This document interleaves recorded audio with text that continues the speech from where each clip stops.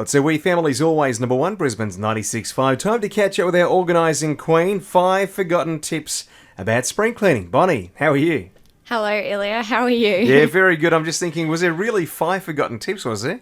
Well, when we do our spring clean, I found that there are 5 areas of the house in particular that we don't actually think about for our spring clean and how important they are to be cleaned properly. All right, what are we talking about here? Well, the first one is the beds. So a lot of people will wash the linen and, maybe change a pillow or two, but people don't actually realise that a lot of allergies, including your children's runny noses, actually comes from the dust mites and the dust mite droppings in your pillow.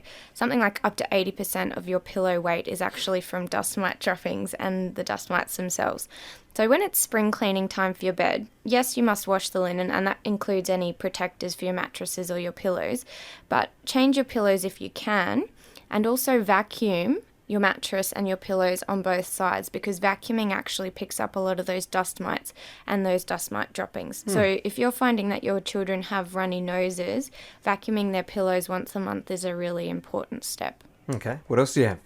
Okay, so it's time to change the toothbrushes. So your toothbrush should actually be changed every 3 months, recommended by the dentist. But the other sort of brush that we forget about sometimes is your toilet brush.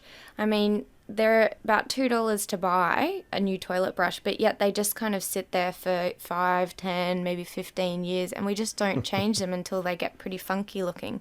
So your toothbrush should at least be sterilised every spring.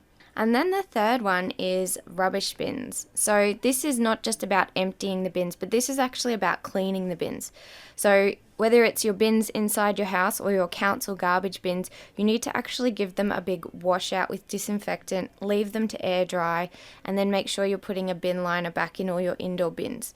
Bin liners make it a lot easier when it's time to empty the bins, and it stops any yucky tissues or anything falling out onto the floor if you've got a bag that you can just lift up and tie and take out to the bin. All right, what are the other 2 tips you got? Okay, so the number 4 is our fans and our protruding light fittings. So if you didn't clean your fans after summer was over, when we obviously use our fans the most, you need to give your fan blades a nice good clean with some warm soapy water, and then you need to obviously make sure that the electricity is turned off if you're cleaning any light fittings, and that your children are nowhere near the light or the fan switches while you are giving them a clean. And then the last one is your bookshelves.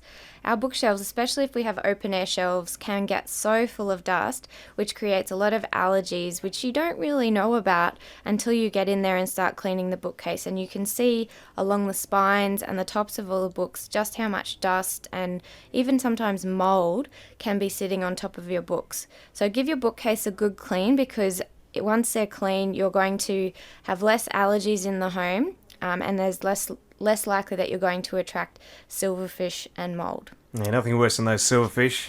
No, they Ugly eat things, everything. aren't they? They're so feral looking. That's a good word.